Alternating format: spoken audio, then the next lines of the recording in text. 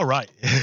Hey, good morning. Welcome to yet another episode of Redstone LAPIS LAZULI. Hey, hello. Good morning. Yes.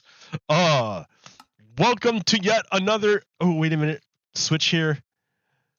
Welcome to yet another episode. And here I am. Man, this has been going on forever. The show has been going on forever, but I'm kind of glad I did it because I'm watching the way things are moving in the United States, and there is a full-on fascist movement to make people forget about what's going on. Like, they're trying so hard to gaslight people, it's ridiculous. But before I get into that, where am I? Where am I? This, my dear viewer, I am in the heart of the mountain. Like, you know that giant mountain in the center of the island? Well, inside and underneath that giant mountain is this giant cave. And I consider this the heart of the mountain. This is like the giant inside part of the mountain. And like, yeah, down here is like the fire, the lowest part. And sure, I could like fly around inside the heart of the mountain because this is where we are, right? The heart of the mountain. And I can even show you where it is relative to everything else. Oh, so we're deep inside the mountain. Yes, yes.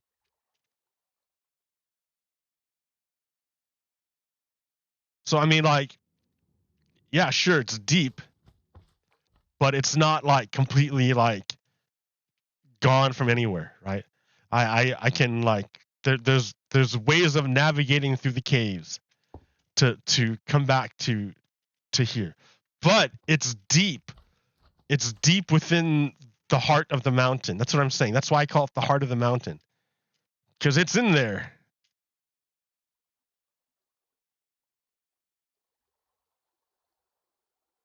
And here at the heart of the mountain, I created a custom train station. Like, this thing is kind of like a Frankenstein, or kind of like a monster. Not, I am Frankenstein, and this is my monster. This is my creation. It's a train station that I made. It's really small. It's only 7 stations. It's only 7. But I didn't follow anyone's tutorial. I didn't go watch a video or anything. I kind of just like made it by combining what I know of all the other train stations I made. So this one is a combination of Frilioth and K1 Gaming, Ken from K1 Gaming, their stations. Those 2 train stations were combined and put into like this new system that I made. And it's pretty cool. I mean, like, you just click on it and it lights up. If you want a different one, you click a different one. And it lights up. If you want to reset everything, you can reset it. And it's just like a train station, right? You get in the train cart, it takes you to where you're gonna go, and if there's nowhere to go, it's not gonna take you anywhere. And everything goes back. But this one's different. I made this one by myself. Like, I stole bits and pieces from other train stations and put them together. Like, this control panel part right here, this is from Frilioth. All right. And then, but what I did back here, this right here, this section is like weird. But it's the section that controls if you go up or down. So I stole this from Ken's from K1's Gaming, but I tacked it on. And then this monstrosity of the way the pistons move and everything, that's me. I made this one up because I was like, you know what? Redstone torches are dumb. I'm going to use pistons because pistons sound cool.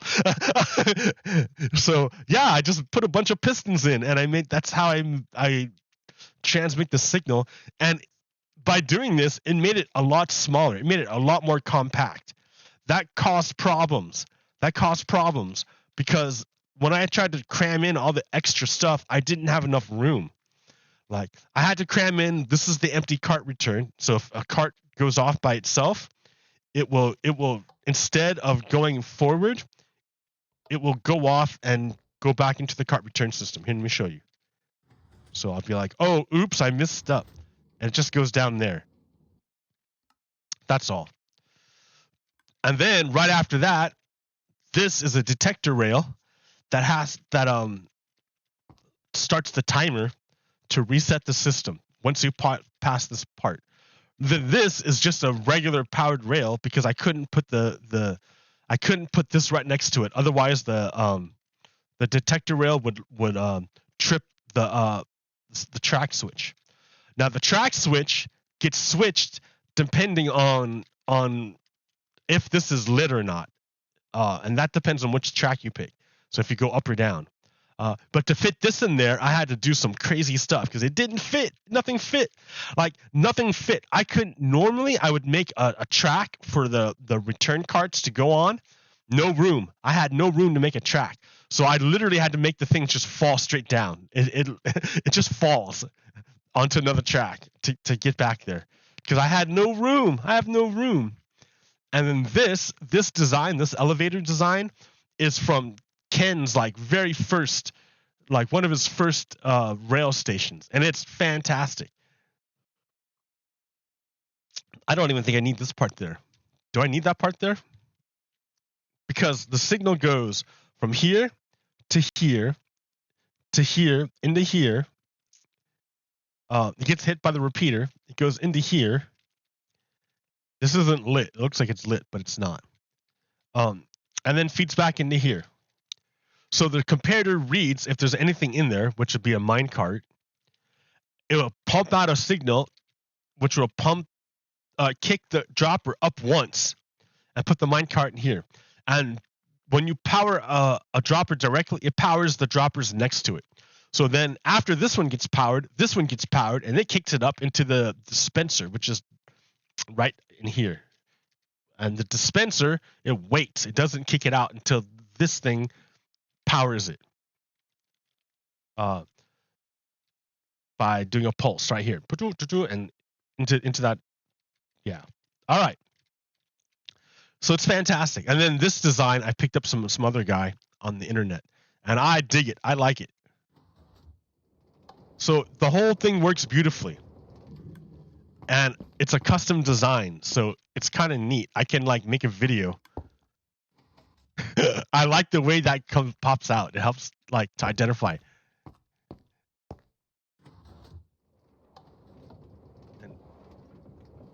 And then the return will just be like that. And if you want to go up high,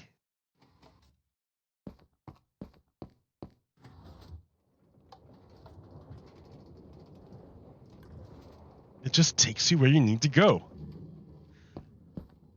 Yeah, and it was fun. It was fun to make this because like I had to solve a bunch of problems because I didn't follow tutorials. So this was a big fat mess. This was a huge mess trying to cram all this in here because my design doesn't this is very expensive in survival. Like don't try to do this in survival. I only did this because I had unlimited resources. But yeah, this is really compact. There's no room. There's zero room. So I had to make the ramp go out sideways instead of forward in order to fit everything in here. Like this is technically the front. Anyways, yeah. So the reason or like my idea is I have this track going all the way around the island. But if you get on that track, once you start going, it takes forever to go all the way around. What if you don't want to go around the whole track? What if you want to just like get to one part on the other side of the island? Well, that's what I'm going to do here. I'm going to make like lines that come into the central place. And this central station will be like a hub, a spoke, the hub of a wheel.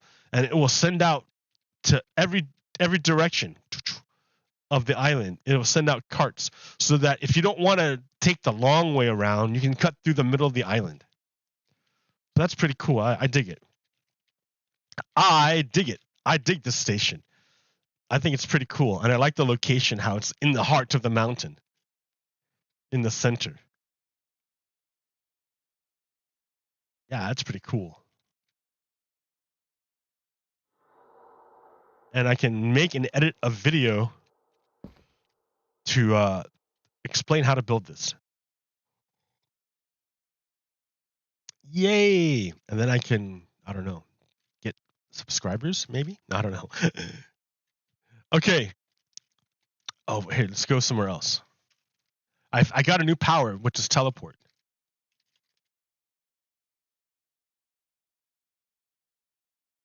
Ta-da! Teleport.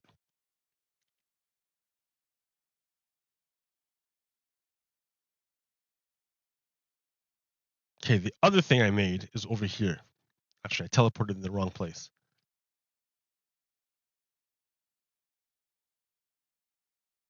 So I haven't made it. I'm still working on it. You see the heart of the mountain. There's the mountain, and inside the heart of the mountain, I made a train station. Ha ha ha ha. All right, coming over here. I'm starting work on the next stop, but every stop is like custom built and has its own unique problems. So I'm trying to figure out a way to shoot this and get a signal over there quick enough that it doesn't lag. And I want to do it with sticky pistons and slime blocks, but slime blocks will grab everything next to it. So I have to figure out a way to do this without the slime box ripping apart everything. And I just need to get a signal pulsed into this thing here. So I don't know how. Like I kind of want to go backwards, so it's easier to hit it. But then I have to send the signal upward. So I'm not really sure how to work it out. I mean, I could spend an hour like playing Minecraft, but I don't think that's why people watch my show on Sunday morning. People don't watch my show. What are you talking about? That's okay. It's okay. Remember, this is for historical purposes. It's not necessarily for the immediate gratification of a live audience. Yeah. Yeah. I need to do something. So I can like get to work here and talk about stuff. There's a lot to talk about. Today is the Sunday before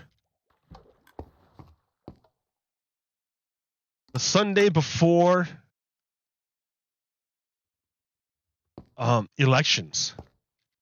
Like a lot of people already voted for the election, but those are the states where the governments want the people to vote.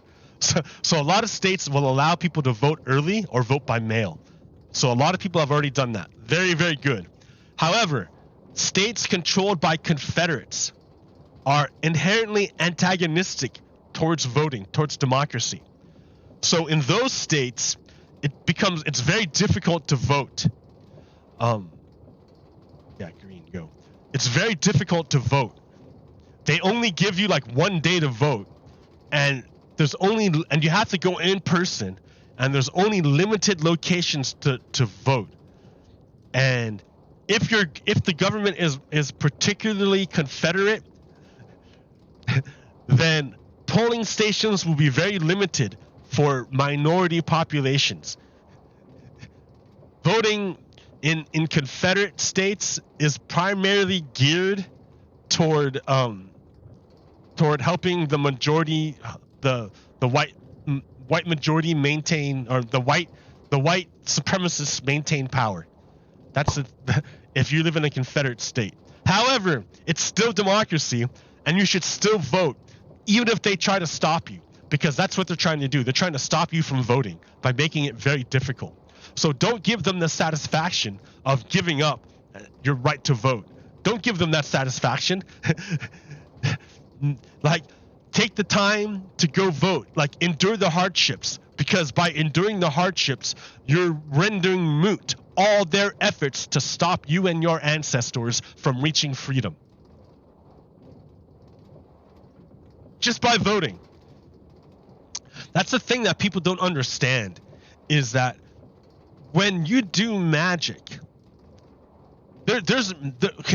magic inherently people understand that there's a magic, there's a power inherent to ritual. Rituals have like a sense of power. They help you remember. They help summon the spirit. They create a vessel, a space, a vehicle for a spirit to temporarily inhabit the space-time. Temporarily, the spirit can inhabit the space-time through ritual. That's why rituals are important. They help create a space for spirit to appear, to manifest. So yeah, we do rituals, all sorts of rituals, all the time in our society. And for religious ceremonies, for non-religious ceremonies, for whatever, we do rituals because there's power in rituals. There's a purpose to it. So part of the ritual of democracy, to keep it strong, to keep it here, to keep it present, is voting. Voting is a ritual that you must participate in to keep democracy real and alive. And we know it's real, we know it's true, because we do the idea of ritual in all sorts of other aspects of life. Why would it be any different for democracy? So if you place any value whatsoever in democracy, you will vote.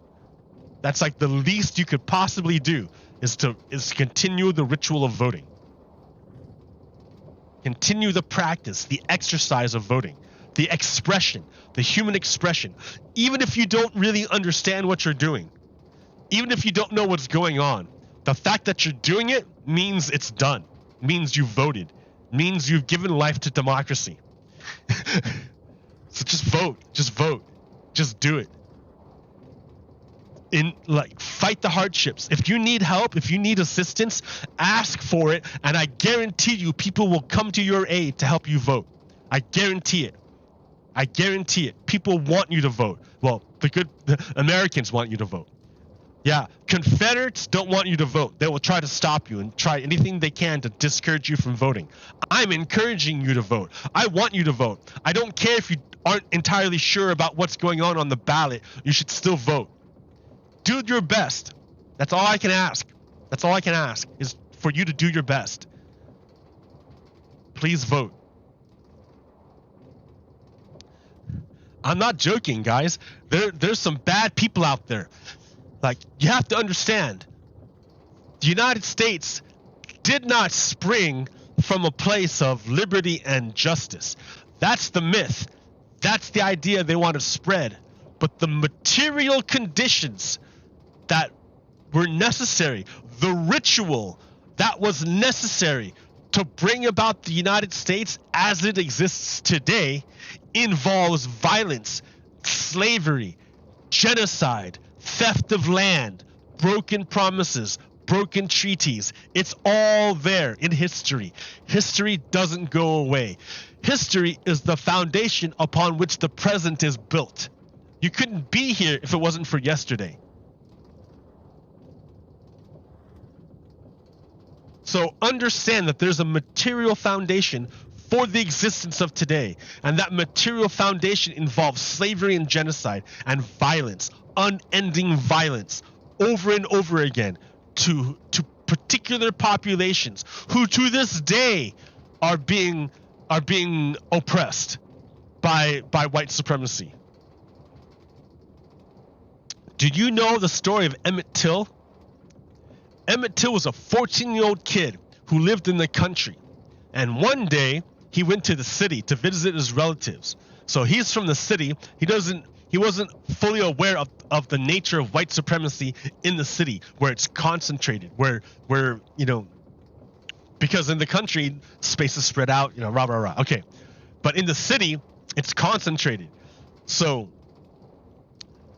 some white woman lied about what Emmett Till did. He didn't do anything. He did nothing. He's a 14-year-old kid, right? He's from the country who's just visiting his city relatives.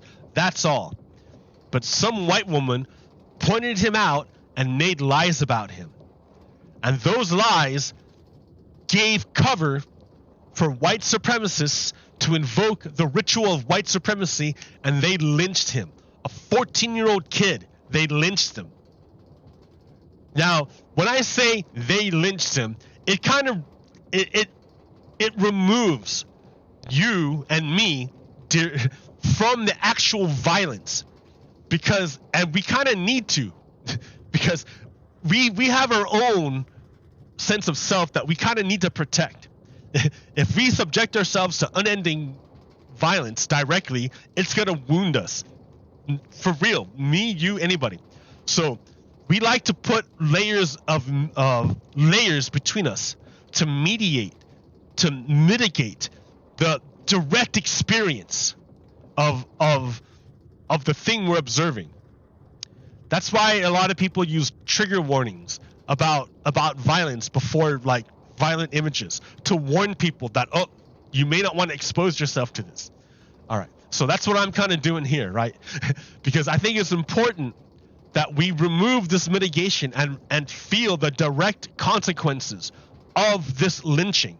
I can say lynching, they lynched Emmett Till, but what does that mean? What does that mean? Like, so black Americans know very, very, very, very, very well what that means. So this is not aimed at black Americans. This is aimed at white Americans. White Americans, you guys need to understand what it means when someone is lynched. The mother of Emmett Till insisted that her son's casket be an open funeral, an open casket, so everyone could witness the violence inherent in white supremacy. Emmett Till was innocent. He didn't do anything. White supremacists needed a scapegoat to reinforce their white supremacy violence, and they used Emmett Till for the ritual.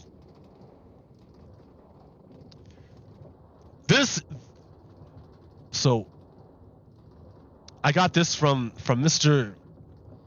John Smith. Mississippi grand jury declines to indict Carolyn Bryant Donham, a white woman whose accusations led to the lynching of Emmett Till nearly 70 years ago. So you need to look. This white woman 70 years ago lied about a 14-year-old kid, and a bunch of white people lynched the kid. This is what they did to him. This is what they did to him for no other reason than for the ritual of white supremacy, to reinforce white supremacy. That's what we're dealing with, white people. This is you, white people. I know you want to say, that didn't come from me. That doesn't come from me. Those weren't my ancestors. Those weren't my people. But the fact is, you live in America today, and you benefit from the system that this created. Therefore, you are responsible for this. We all are, right? We're all Americans. But some of us benefit from that guy's death. Some of us benefited from, indirectly or directly, doesn't matter, but we benefited from his lynching, from that injustice. Therefore, we are responsible. Like, that's the whole idea of original sin, the sins of your origin, from whence you came, those things that happened that were necessary in order for you to be here. They're evil, those things that were necessary in order for you to be here. And the only way you can deal with that is by taking actions to rectify the conditions that created it. And to create the thing that you create for the future is better than the thing that made you.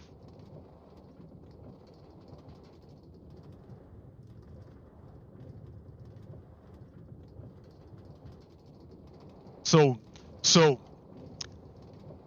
they lynched Emmett Till in order to stop people from voting, in order to stop the creation of multiracial democracy. They lynched Emmett Till to stop multiracial democracy. If you do not vote willingly, you choose not to vote, you are siding with the white supremacists who murdered Emmett Till.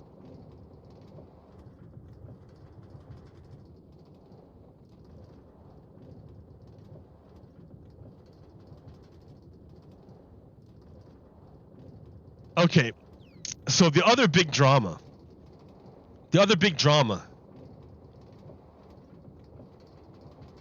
is that Elon Musk purchased Twitter, and he got tricked. He didn't get tricked, but he made a real bad deal.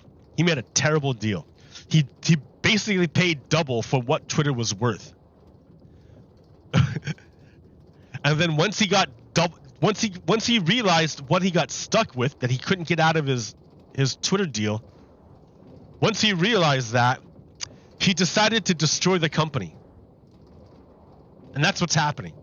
But for Elon Musk, he's got fuck you money. He can do that. If he blows $44 billion, he doesn't really care. He's worth $200 billion. Who cares? Oh, I lost a quarter of my net worth, and I'm still $150 billion in the green? Like, what do you need with $150 billion? Like, you can't even live off of you can't even spend $1 billion in a normal human's lifetime. What do you need 150 of them? But he's got them, right? Even though he killed Twitter. So he basically spent $50 billion to kill Twitter. Because Twitter wouldn't bend to his desires, his whims. That's because he's a narcissist, just like Trump. Elon Musk is just like Donald Trump. He's no different. He wants to say he's smart because he's a rocket scientist, but just because you're smart in one aspect doesn't mean you're smart in other aspects, and he's proving it right now. He just made a dumb business deal, and he's gonna kill a company because of it. He's gonna kill Twitter because he couldn't control it. Twitter wouldn't reinforce his ideas, and so because Twitter wouldn't reinforce it, he's gonna kill Twitter. Like, he says he's not going to really kill Twitter, but he is. He's already killing it, because the value of Twitter doesn't come from selling ads. The value of Twitter comes from the free content generated by the millions of humans that willingly give their free content and attract other humans there, because it's good content. It's good content. And Elon Musk is going to kill it. He killed it. He's killing it. Because he doesn't understand the idea of I don't know, socialized knowledge? I don't know. He doesn't understand it. He thought the money came from the advertisers. And no, dude, the value, the money might come from the advertisers, but the value comes from the user-generated content, the creators. And Elon Musk doesn't understand that, and he basically, like, obliterated all the value in Twitter. Like, I mean, it's not dead yet, but it's coming real soon. Why? Why did Elon Musk do this? Why would he do this? It's because Elon Musk is a capitalist, and capitalism has inside of it the seeds of its own destruction, an inherent contradiction, something the capitalist cannot see, cannot acknowledge, lest it destroy itself. Every ruling class has within it the seeds of its own destruction. Every ruling class has within it an inherent contradiction. It cannot solve, because if it does solve the inherent contradiction, it destroys itself.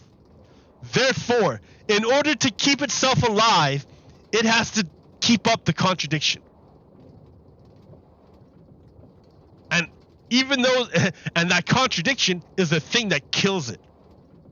So it must keep up the thing that kills it. That is the nature of inherent contradiction. So what do I mean by that? Like, we can trace this throughout history. Well, before I go too far up out of the gate, I'm going to bring it back to Elon Musk. Elon Musk, like, what do I mean? Here, let's take a look at this tweet. All right. Reminded the guy who wrote the game, interviewed Elon for Rolling Stone and had this awkward portion. So Elon Musk, richest guy in the world, super rich guy who just buys companies to destroy them. He owns his own, like, space company.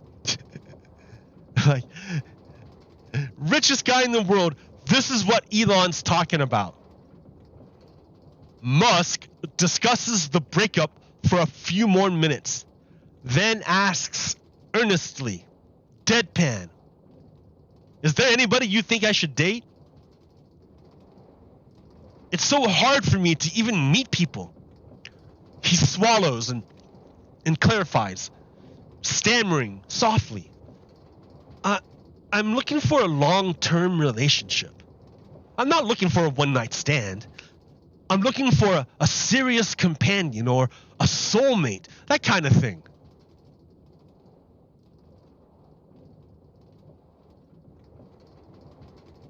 I eventually tell him that it may not be a good idea to jump right into another relationship.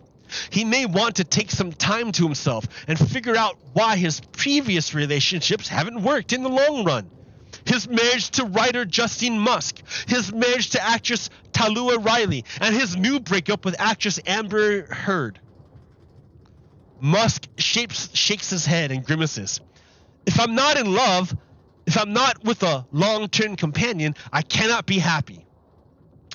I explain that needing someone so badly that you feel like nothing without them is textbook codependence. Musk strongly disagrees. It's not true, he replies petulantly. I will never be happy without having someone. Going to sleep alone kills me. He hesitates, shakes his head, falters, continues. It's not like I don't know what that feels like. Being in a big empty house and the footsteps echoing through the hallway. Wait a minute. The world's richest man has his own space company, has like super futuristic cars and a car company, is helping Ukraine fight a war against Russia. You're telling me this guy is complaining about being single? About not being able to find someone he can relate to? That's what you're telling me, Elon? That you're lonely? Elon, you're telling me you're lonely? The richest guy in the world is telling me he's lonely? That he can't be happy without another person? Now, wait a minute. Think about what it means to be the richest man in the world. To have $200 billion. If every block on this train line, this loop, if every block were made of $10,000, right? Every block was worth $10,000. I don't even think 10,000. Maybe it's 100,000. Every block on this train line is worth $100,000. I would have to go around like 10 times before that equals $1 billion. Every train, every block is $100,000. So every block I pass by is someone's college tuition. Every block I pass by, every 3 blocks I pass by is a single family home for 4 people. Every time I pass a block is $100,000. Elon Musk has so many of these blocks that he can sit on this train line for like hours and not have enough money and not count the money that he owns. That guy is so far removed from the everyday lives of you and me, he has no concept. He doesn't know what it's like to not have enough money. He doesn't know what it's like to be, he doesn't know he couldn't possibly imagine what it's like to be homeless, to not have a place to live, to not be in a place where you're not wanted, or where you can't be, or where it's dangerous for you to be. He can't understand it. He can't do it because nothing in his world he can relate to that. There's nothing in his world is like that. Nothing. Even when he lived in South Africa, he was removed from the apartheid. Because that's the nature of it, right? His whole beginning is apartheid. So he cannot possibly comprehend what it's like to not have himself separated from the masses of humanity. He literally removed himself from his humanity by the nature of his wealth. His wealth separates him from the rest of humanity, and that's what he feels. That's the loneliness that he feels. It's the same thing that the master felt in having slaves. Remember that movie, Django Unchained? Remember when the I don't know, I forgot his name, the white supremacist who was played by that one actor dude, the slave master.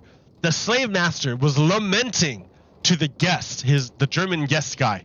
He was lamenting to the slave master. Look around me, the slave master said. I am surrounded by black faces, by slaves. All he wanted to do was to have high-minded talking with other people that were on the same level as him. However, his conditions, in order to make that slave master, it was necessary for him to be out in the boondocks, which was the South back in the day, because that was a former colony. That was like the edges of quote unquote civilizations. All of quote unquote civilization was back in Europe. He lived in the colony, not even in the colony. He lived on a plantation out in the middle of nowhere. He had to beg for guests to come see him. But by virtue of the position he put himself in, he was on top. He was the king of his little fiefdom. He had all these slaves that he literally owned. So yes, sure, he was in a position of being master, but by putting himself in a master position, he removed his humanity. And he lamented it. He felt it every day, every moment of his life. And he yearned to satisfy that craving. That's why he asked for such good conversation with the German guy, who he felt was a fellow slaver, just like him. So he could relate on a human level and regain some of that lost humanity. But why did he lose his humanity? Because in order to put himself in master position, he had to sacrifice it. And the material sacrifice of that was all around him by the humanity denied to all the enslaved people around him. And if he ever acknowledged that his humanity was lost because he denied the humanity of all the people around him, he could no longer be slave master anymore, right? If he ever said, "Oh, you're right, I should not treat these people as objects. I should treat them as fellow subjects." Well, then if you should treat them as fellow subjects, why, master, do you get all the surplus of all these people's labor? Why are you master if you don't if they're humans? How can you place yourself above them if they too are humans? See what I mean? The master can never acknowledge the humanity of the enslaved humans, because if he did, he could no longer justify the fruits of the concentration of all their wealth onto his person. He justifies it by saying they're not humans. They don't get it. They don't get to have it because they're not really human. But by saying that, he denies his own humanity, and he's always looking to try to satisfy it, but he can never do it because he's always destroying it. It's the inherent contradiction. That is in every ruling class throughout history. You will never ever get away from it. You will never get away from it. It will destroy you. It's inevitable. It will destroy you. Inevitable. Every ruling class has it. That's why we're on this project, to destroy the idea of ruling class by having democratic rule and by divesting the power into the people, not into the politicians, not into the aristocracy, not into the authoritarians, but into the people, in order to get around the contradiction. Do you see the bigger project? We're on a giant ass project. There's so many different aspects that have to be balanced that I don't have time to convey to you, because I don't have enough bandwidth. None of us do, right? There's not enough bandwidth. But I'm telling you, there's so many things. So just as the master in the master-slave relations was unable to satisfy the longing inside of them because they had to maintain their material position as master over enslaved humans, Elon Musk has the same thing. If you go to feudalism, feudalism has the same problem. They justify the enslavement of the serfs by denying them their divinity. They're saying, oh, I'm allowed to be king because God said so. And God said so because I have all this power and I was strong enough to kill you. So God obviously favors me. But if God favored you, then you'd be strong and kill me. But he doesn't, so you're serfs, and that's why I'm able to take all your stuff. If they ever acknowledged the divinity of the serfs, then there would be no reason to be lord, and you would lose your power, and you'd have no reason, No, and then you go back even further. What about the aristocrats who said, well, I just am innately better than you because it's in my blood, right? So we have this whole social system created of aristocrats, people who have power because they were born into it, and it was always that way. Like look at the monarchy for England, right? Like they claim to have power because it's in their blood. They're born into it. It's in their blood. Therefore, because they're born into it, they're naturally better than common people. They're aristocrats. They're just naturally born better. However, that depends on how you define what is good, right? If your society starts defining good as in material wealth, and businessmen happen to have more material wealth than aristocrats, are aristocrats really that good? If goodness means material wealth? Well, then they say, no, material wealth aristocracy is more than just that's Pindar. Aristocracy is more than just material wealth. It's a code. It's a way of being. It's a way of upholding yourself. Pindar is an ancient Greek. So I'm what's that called? Digressing here. But so what I'm referring to is way back when. Remember I was telling you about that book, Paideia, by Werner Jaeger. So Werner Jaeger traced a bunch of stuff in ancient Greece. So ancient Greece, right? One of the great things they did was create democracy. But it didn't always start with democracy. No, just like everybody else, they had aristocracy, master slave, just like everybody else in the world. But the problem was that in ancient Greece, the aristocracy was great and all, but the merchant class started getting a lot of power. They had ships, and with their ships, they made a lot of trade. And with a lot of trade, they had a lot of money. And with a lot of money coming a lot of power. So they started challenging the power of the aristocracy, and they won.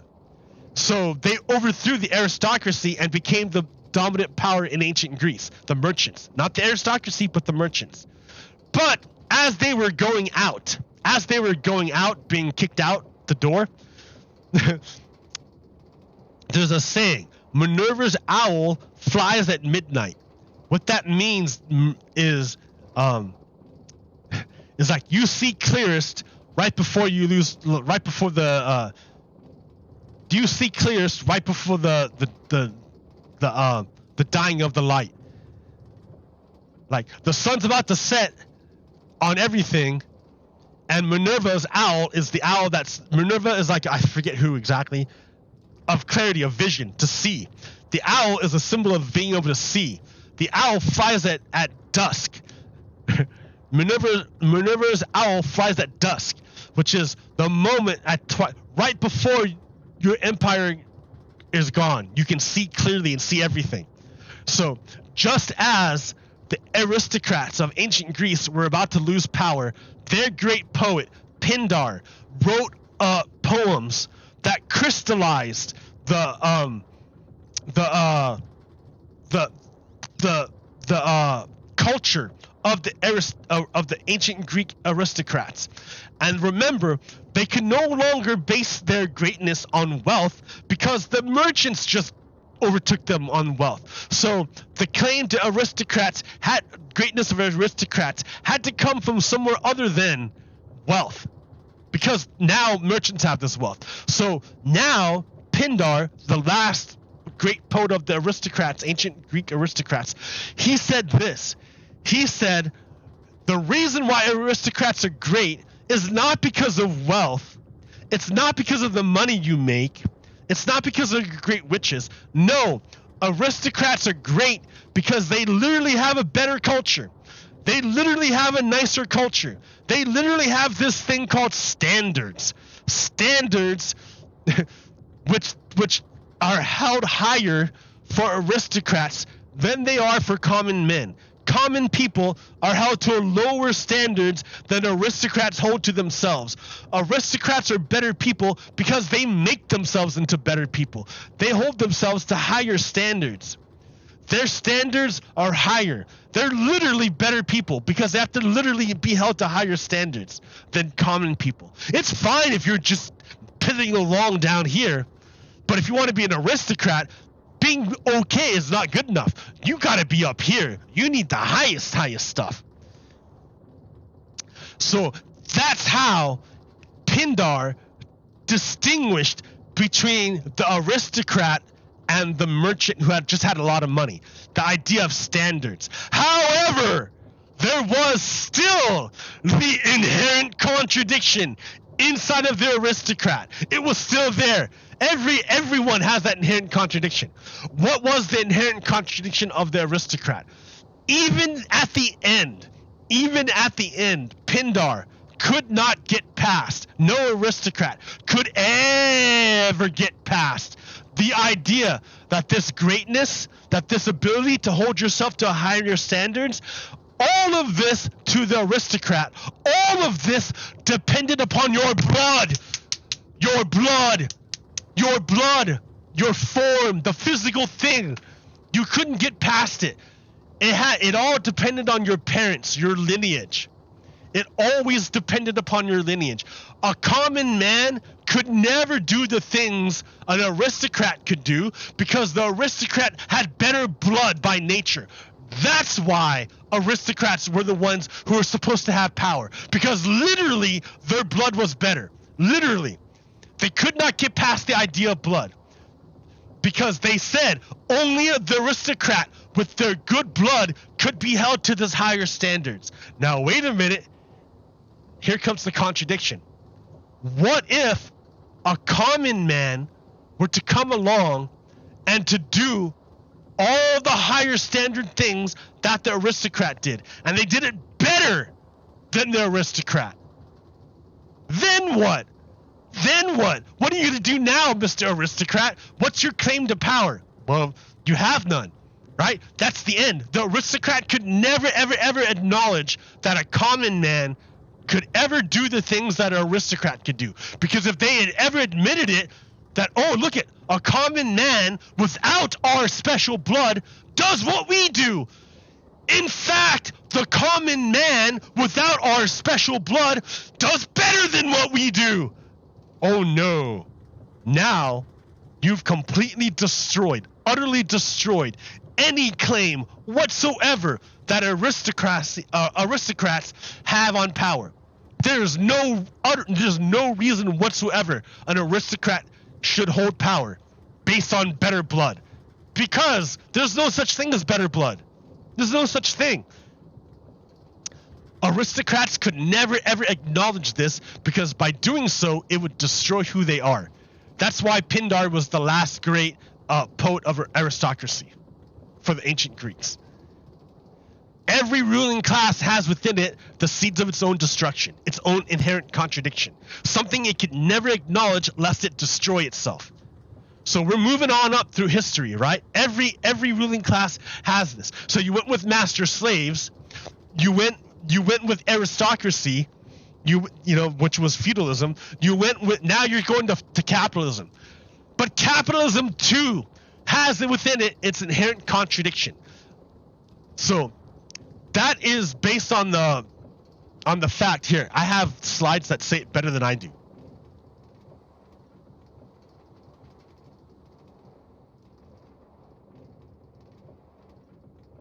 I got this from Reddit. Okay, so the inherent contradiction based in capitalism is the fact that capitalism requires at least two classes to function. Capitalism requires two classes to function. The capitalist class, who concentrates and accumulates the capital, and the proletariat, who works to transform, who sells his labor to transform nature into commodities. So let's look at this. The class antagonism with these two classes, their ideas are always at opposites. They can never be friends. Never, never, never. The capitalist and the worker, the capitalist and the worker can never be friends because their interests are opposite. If this one wins, this one loses. It's a zero-sum game. If this one wins, this one loses.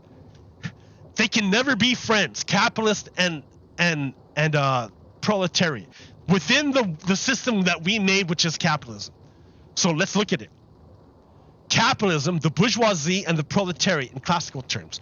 The working class, the proletariat, are free to sell their labor and are also free from any ownership relation to capital. That means they can sell their labor, but they don't own any of the stuff. Okay, the owning class, the bourgeoisie, own the capital, the money. The owning class wants to produce commodities as cheaply as possible and then sell those commodities for a profit. The profits gained are the unpaid labor of the workers they employ. So if I make you a widget for $100 and you pay me $50, if I make you a widget for $50 and you turn around and you sell that widget for $100, that widget is actually worth $100, but you stiffed me, the worker, $50 and you took it for yourself. That's the nature of capitalism. That's what it comes down to. That's like the fundamental thing of how this whole world system works. That's what it boils down to, the very lowest bit. So the capitalist, to maintain long-term production, is driven to provide the worker with a wage that will allow them to reproduce their labor again the next day and also produce new workers. The value of a commodity is the socially necessary labor required to create it, even for people's labor power. So the value of a commodity, the true value of a commodity, is not the money you get, but everything it takes to make it. All the social things necessary to make it. It means the work that the people do at home to reproduce themselves, to come to work the next day to make stuff. However, there isn't a direct one-to-one ratio between value of labor power and value produced by labor power. So between value of labor power and value produced by labor power. In fact, that difference is the profit. This ratio is the rate of exploitation, and the capitalists want to keep it as high as possible. So that means the amount of money that I give you and the amount of money I sell the commodity for, you want it to be the difference to be as big as possible as a capitalist. The working class isn't an automation like a machine, though. It has emotions, social lives, desires. We need more than the basic necessities to just survive. This dialectical relationship, two contradictions inherent to a system, driving motion, creates the playing field for all other contradictions within capitalist production. So those two contradictions create the foundation for everything else around us. Everything else can be boiled down to this contradiction right here. This is the key to everything in our world right now, is this contradiction, this relationship. So as a worker, it's your interest to get paid as much money as possible. As a capitalist, it's in your interest, it's in my interest to pay my workers as little as possible. We have two opposite things. That's the contradiction.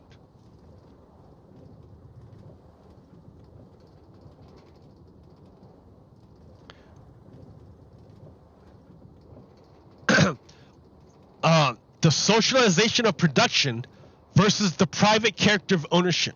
So the socialization of production, which means everybody, we all work together a little bit to do our little part to create something bigger. Like the guy who works at the factory, he works on his assembly line and he makes his one little part. He does his one little thing. His little thing isn't the whole product. It's just a small part in the product. But if everyone works together and does a little thing together, you can make something gigantic that no one person can make. That's the socialization of production. By everyone chipping in, you can make something way bigger. But the privatization, the private character of ownership, means that everyone puts in together to make one thing. But the one thing that you make is owned privately by one person. That's a contradiction. Everyone had together made it, but only one person owns it and controls it.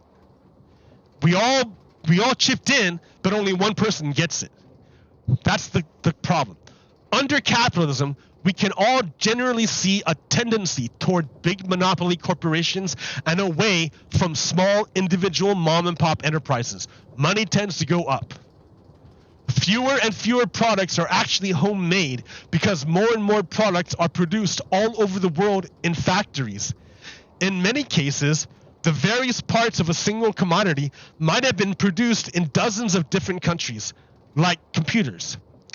Things that are made halfway around across the world are shipped back around the world to be sold. So more and more production, or the way society makes things, is becoming a global phenomenon. It is becoming socialized because, generally speaking, it is being taken up by more and more people in bigger and bigger enterprises that transcend national and geographic borders, rather than two people each in thousands of individual corner stores. However, despite the global mass character of production, ownership is still restricted to an incredibly small number of individuals, the imperialist bourgeoisie and those in its class camp. This is the major contradiction of society today. So we're all chipping in together to make the world a better place, but all of the benefit is being funneled up to the owning class, which is a tiny portion of the whole world, who removes itself from the general population of humanity. Do you see where I'm going with this?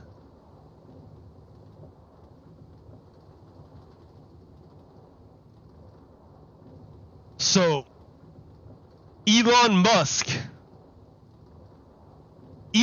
So when we look at the people of the world, all of these people are working, right? All of these people down here, millions and millions of people are working.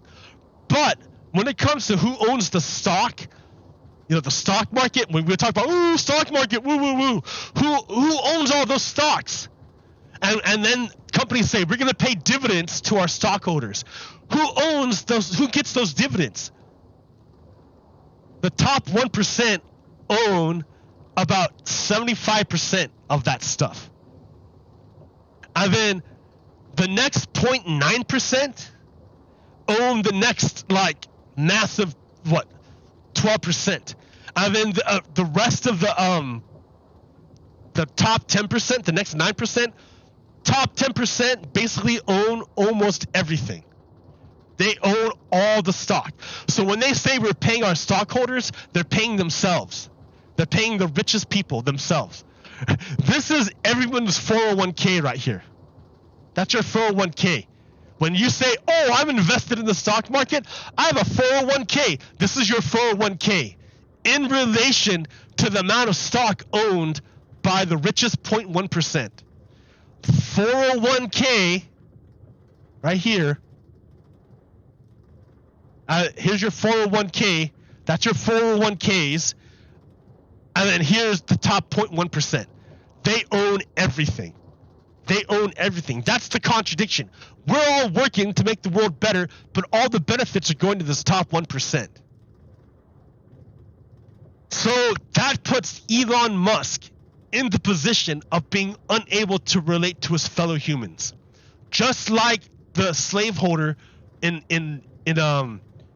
Django Unchained was unable to relate to any of the humans around him because he put himself and those people around him in a bad position, in a position of contradiction, in a position where he was unable to acknowledge that which was actually in front of him. He couldn't see it because if he did, it would destroy him. Then that comes back to, well, what is God? God is what is actually there. God is truth. God is what is actually there. If you're unable to see what is actually there, you are literally removing yourself from God. That slaveholder, by refusing to see what was actually there, by refusing to see the misery that he was inflicting upon his fellow human being, he refused to see what was actually there. He refused to see the truth. He refused to see God. He removed himself from divinity. It was him that did it. God didn't punish him. God didn't send him to hell. He sent himself to hell.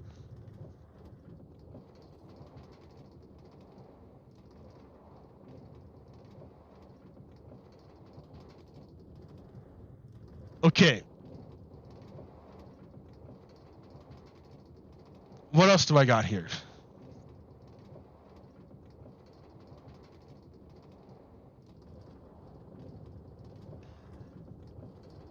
Yeah, you know, I'm doing this because I really, really hate white supremacists. I hate white supremacists. I fucking hate white supremacists. Nazis? I fucking hate Nazis. I hate fascists. I hate fascists. If I find out you're a fascist, we're going to have problems. And then you'll say to me, oh, what happened to tolerance of other ideals? Let me tell you what happens with tolerance of other ideals. This is what's up. The Paradox of Tolerance by Karl Popper. Should a tolerant society tolerate intolerance? The answer is no. When we extend tolerance to those who are openly intolerant, like this is Germany, this is Weimar Germany, and they're saying, oh, maybe we should be okay with the Nazis. If you do that, then the Nazis take control and kill you.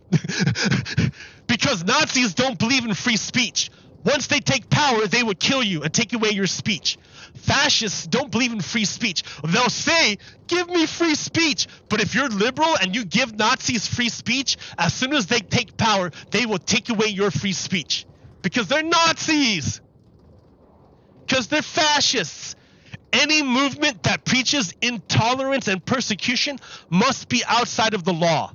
As paradoxical as it may seem, defending tolerance requires not to tolerate the intolerant. It's a requirement. Paradoxical, but important. Because if you tolerate intolerance, it leads to bullshit like this. This is what the tolerance of intolerance does. No, dudes, the people who did this need to be put in jail. I can't believe our system let that woman go for her crime.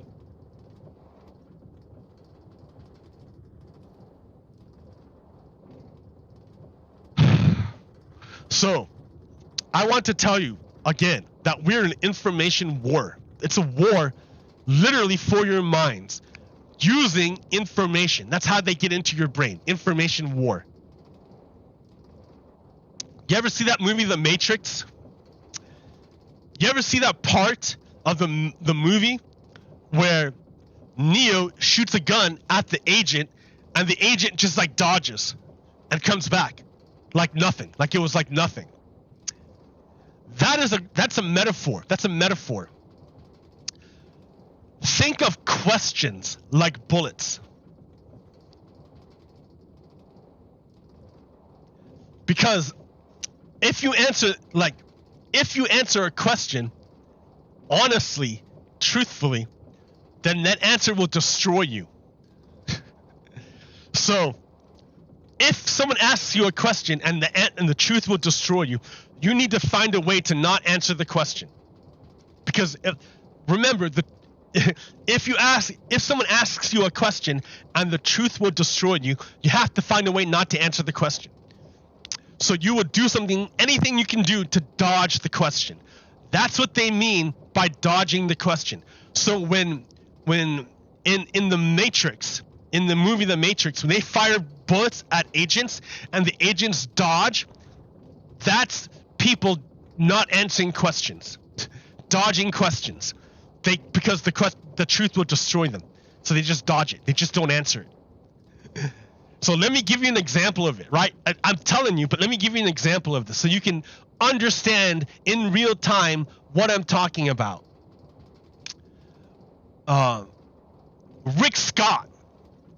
So Rick Scott is a white supremacist from Florida, and he was asked by Chuck Todd. He was asked, like a gun firing a bullet. He was asked, if you get the House and Senate, what's the first bill a Republican Congress sends to the president's desks? What's the first bill that you can? And what does Rick Scott do? He dodges. He refuses to answer the question. He will not answer the question. So, first of all, before I go there, you have to understand, the number one Republican goal is to end Social Security and Medicare. Number one goal for Republicans is to end Social Security and Medicare. Don't take my word for it. Don't believe me. Why would you believe me? Other than there's no reason for me to lie. But why would you, if you didn't believe me, who would you believe? Would you believe Republicans if Republicans told you that's the number one goal? Okay, fine. I will give you a Republican telling you that that's the Republicans' number one goal. This is House member, Congressman, Senator Mike Lee from Utah. He's Republican. This is from 2010. He will tell you this is their goal. Be my objective to phase out Social Security, to pull it up by the roots and get rid of it. His goal, number one goal, Mike Lee, is to phase out Social Security, rip it out by the roots. He wants to end Social Security. Republicans, that's their goal, end Social Security. Say it again, Mike. I want to hear it again. Be my objective to phase out Social Security, to pull it up by the roots and get rid of it. To pull it up by the roots and get rid of it.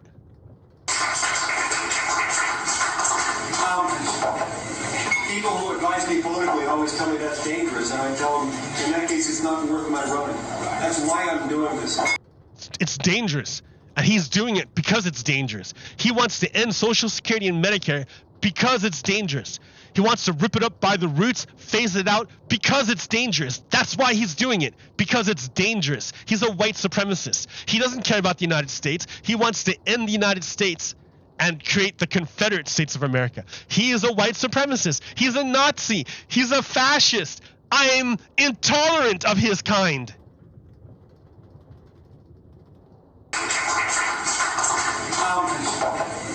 People who advise me politically always tell me that's dangerous, and I tell them, in that case, it's not worth my running.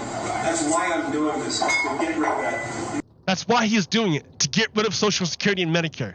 That's why he's doing it. Republicans are dead set on ending Medicare and Social Security. They said so themselves. It's not me. Medicare and Medicaid are of the same sort and need to be pulled up.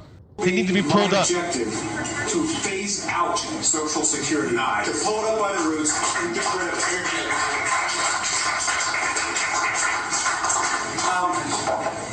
people who advise me politically always tell me that's dangerous, and I tell them, in that case, it's not worth my running. That's why I'm doing this, to get rid of that. Medicare and Medicaid are of the same sort and need to be pulled up. They need to be pulled up by the roots, gotten rid of. So, okay, that's good to know that Republicans intend on ending Social Security and Medicare. Now, a lot of Americans paid their whole lives, Social Security and Medicare, that comes from you working and putting money into it. So, sounds like Mike Lee wants to steal people's money. He's like, you all paid into this, but you're not going to get it back. That's what Mike Lee is saying. That's the Republican plan. They want to end Social Security and Medicare. Mike Lee. So remember how I said Republicans dodge questions like they're bullets because if they tell the truth, it would kill them? Listen. Let's assume you've got the majority. Well, I'm going to take you at your word. You're going to get the House, you're going to get the Senate. What's the first bill a Republican Congress sends to the president's desk that you actually think he would sign? What's the first bill the Republicans would send to the president? What's the first bill Republicans would send to the president? Okay, let's answer that question. So this is a boom shot fired straight at Senator Rick Scott. What's the first bill a Republican Senate would send to the president? What's the first bill a Republican Senate would send to the president? What's the first bill? I think the issues we've got to deal with inflation.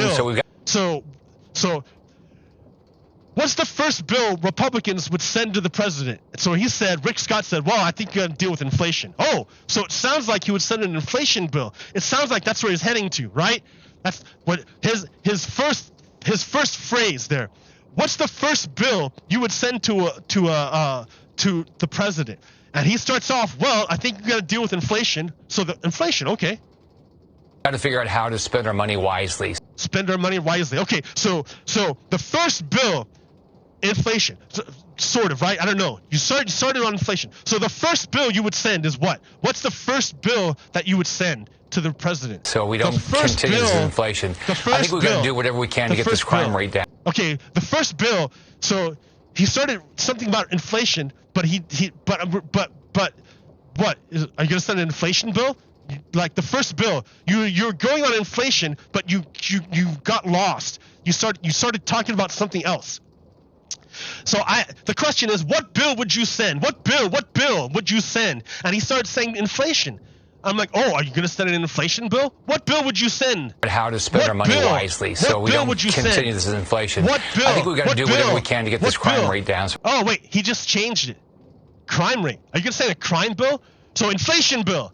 No, not inflation bill. He didn't finish the inflation bill, but he started talking about crime bill. Maybe he's going to send the crime bill. Oh, okay. Tell me what the crime bill you're going to send. I think we have to look at that. We've got to secure the border. What bill? Oh, wait. Border. Secure the border. Wait, no, not crime bill. No, not an inflation bill. No, because he stopped about it, right? What bill are you going to send? What bill are you going to send? So there's areas, right? But he's not touching on what Republicans are going to do. What bill are you going to send? So he's like, oh, inflation, crime, what bill are you going to send? Border, what bill are you going to send? What bill? I think we got to get rid of the 87 IRS age. Oh, now he's going off IRS. What bill are you going to send, Senator Rick Scott? So what bill are you going to give to Biden? Well, he just said inflation, crime, border, IRS. Inflation, crime, border, IRS. What bill are you going to send? What plan do you have? What ideas do you have? What are you going to do? What are you going to do? What bill? 7,000 new IRS agents. What bill are you going to do? I think we have to address the issues that people are worried about right now. Yeah, exactly. So what the bill? You mentioned 5 things. What bill? You mentioned the IRS, you mentioned the border, you mentioned inflation, and you mentioned crime. But what bill are you going to send? What bill? What bill? Now, and they're worried about those issues of fentanyl. So I think that's what we need to focus on. What bill are you going to do? We've got to make sure our military is focused on being. What bill? What bill? Like military. What bill is that? So you're gonna ignore all these other things. You're not. So you brought up these 5 things, but you're gonna forget about them. Now you're gonna talk about military. You're actually gonna send a military bill. Are you? Are you? I don't know. What are you gonna do? What are you gonna do? Tell me. Like lethal, not woke. So I think those are things. So a bill? So you're gonna send a bill about wokeness? What bill? Do you think Biden? What bill? What bill? Things that we have to focus on. What bill? Well, let me ask you. Did he stop? He stopped. He stopped talking. That entire time, he never, ever said any bill. The question was, what bill would you send to Biden? He never said anything. He's like, we're not going to send him a bill. That's his answer. Do you get it? He dodged. He twisted. He said everything other than the answer, because the answer is what he didn't say. His answer is, we're not going to send him a bill. He didn't say anything there. That entire time. Did he ever say about a bill he's going to send? No. That means Republicans do not plan on sending any kind of legislation to Biden. Okay. But he won't say that because he's dodging. Inflation, you saw that's the number one issue. People are dissatisfied with this. So Chuck Todd is going to try to nail him down. He's like, okay, come back. What about inflation? Would you send an inflation bill? So you're telling me that you're not going to send the president a bill. What about inflation? Could you send him an inflation bill? Economy. What's the first bill you guys can pass that you think can impact inflation? What's a bill? Yeah, okay, yeah. What's your solution to inflation? That's a good idea. What is the Republican solution to inflation? What's the first bill? Because, like, we just went 30 seconds, a minute, without having an answer. We asked him, what's the first bill you'll send? And Republicans are saying, we're not going to send a bill. I think the thing we have to work on is on inflation. It's all tied to reckless government spending. We got to get What bill? We've got to get our budget in control. We've got to figure out how we're going to balance the budget. What bill? That's the first thing we have to do. So is that a bill? What bill is that? Is that like a budget bill? I don't understand. What bill? What are you talking about? So it's not about inflation. So it sounds almost like you're talking about budget, but you're not quite there yet. Like, what bill would you send? It doesn't really sound like, I don't mean to. I did as governor. I balanced the budget 8 years. We got to keep doing it. So what bill? He's going to keep doing what bill? Did you not sign legislation when you were governor? Because there's no bill coming through. I don't know what you're talking about. All the experts say legal immigration is the number one thing we need to. Look at this. Chuck Todd is like begging him to commit to anything. He's like, would you send a bill on inflation? And he wouldn't answer. Now he's like, would you send a bill on border? Chuck Todd is begging this guy to answer anything, to answer anything. Just say something. What bill would you send? Do you have a plan, Republicans? Deal with in Congress. Do you have a plan to deal with inflation? Everything else is on the Fed, but that's the number one issue. Are you guys going to deal with that? What's your plan? Oh, I hope we deal with first securing the border, figuring out how. What's your plan? What's your plan, dude? What's your bill? What's your bill? Like, you had 2 years to secure the border. Remember when you've already done it. You're done. You're finished. Remember, you had Donald Trump. You had control of the Senate and control of the House. You fixed it. You fixed it. You're done. Right? We saw your big plan about what you're going to do with inflation. So, no, we're not going back to that. We don't want to do Donald Trump again. That was terrible. He didn't have a plan. So, we already know what you're going to do with immigration. What's your bill? You haven't answered it. You keep ignoring it. What's your bill? We have legal immigration where people who want to live our dream can come in here. But we know what the Republican immigration plan is. You had 2 years under Donald Trump. You guys got everything you wanted. So you fixed immigration already. I don't want to hear anything about immigration coming from Republicans because they already fixed it. They had 2 years. Like, they haven't told me anything different. They haven't said anything. They haven't given a bill. They haven't given me any bill yet. They keep talking, but they haven't given me solution. What's your idea? What's your bill? I think let's go back. Let's go back to the bill. What bill would you pass? What bill would the Republicans give President Biden? We already know what bills they would give Donald Trump, which are none. They gave none to Donald Trump. What bill would you give to Biden? What bill? Got to figure out how to spend our money better. We've got to figure out how do we get to a balanced budget and preserve the programs. What bill would you use for that? What bill? I don't understand it. He's like doesn't know how to do like politician. He doesn't know about bills. Does he know about how it works here in the United States? You have to write a bill to vote on it. to make legislation. All like, you're not saying anything at all. He's just. We care about. That's what we have to do. If we don't, we'll never get inflation. What bill? What would you do? What would you do? What do you want to do to fix inflation? I don't understand it. We've been asking you for like 2 minutes, and you haven't answered anything.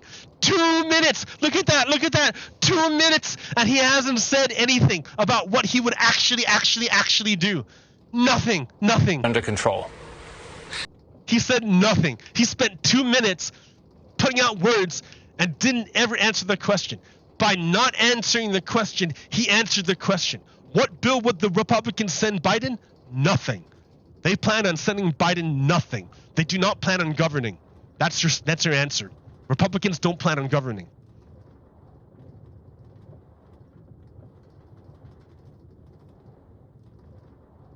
Yeah, that was so annoying. He just dodges the question. He just refused to answer it.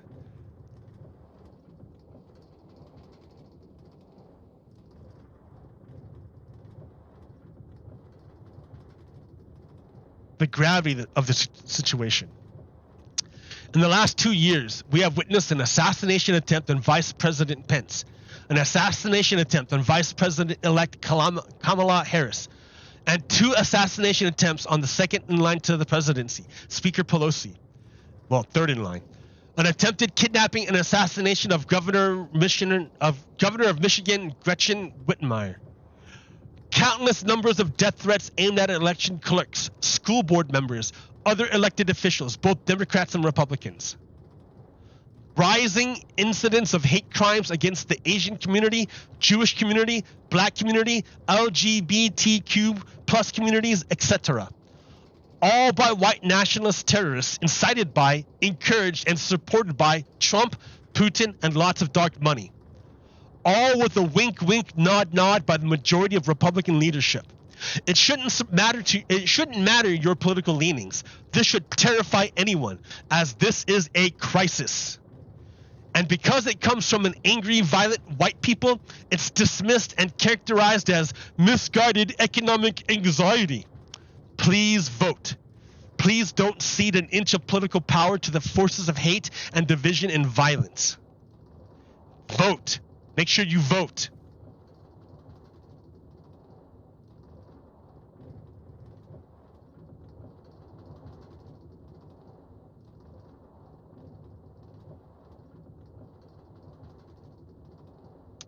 Yeah, Poland. Poland knows about how shitty is Russia. And I think Poland is providing a lot of support for Ukraine. And it has to deal with a lot of the issues that Putin forces on them, like a crisis of refugees. So Putin cannot defeat the Ukrainian military. Putin can't defeat the Ukrainian military. So instead, what Putin is trying to do is attacking civilian infrastructure in hopes of creating a humanitarian crisis. Putin hopes that he can cause enough civilian Ukrainian deaths and suffering that Ukrainians will give up, and that the Ukrainians will flee their country and go to neighboring countries. A neighboring country to Ukraine is Poland. So Putin is trying to use refugees as a weapon of war to overwhelm Poland. So I think if we're going to support Ukraine, we also should support Poland to help them deal with their refugee crisis. And since we're having such a hard time, maybe we should watch Poland and see how they do they handle massive numbers of refugees, so that we here in America can improve the way we do it here. Since we're having such hard problems, why don't we just look at someone else's system and copy their system? I mean, Poland's dealing with it right now. Let's copy what they do.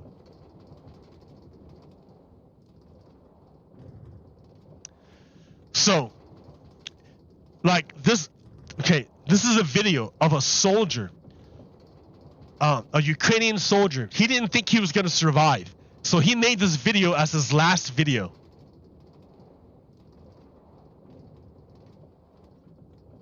Ukrainian soldier records what he thinks will be his final video as his unit is surrounded by Russian forces.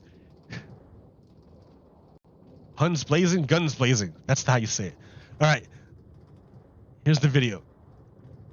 Так, братва. Братаны, наш последний бой, он главный самый, да? Напиздували підорасам. Сука, аж плакать хочется, блядь, якщо чесно, блядь. А все нормально. Будем живы, не помрем. These guys think they're gonna die. They're getting ready to die. 4, блядь, бойца нахуй. 5. 5, верніше, блядь, кров. That guy's like trying not to Еліту cry. Росії кришили вчора. Look at him, he's trying not to cry. Сьогодні. І сьогодні. Dude, I don't know what that'd be like to face death like Стоїм до that. кінця. Like that guy thinks he's gonna die. Патрон, блядь. Пішли все на спальню. Дивіться, українці, це відео і пам'ятайте, хто тут стоїть. Біля випадку літаєш? І як ми стоїмо. Рівно, можливо. Покажу свою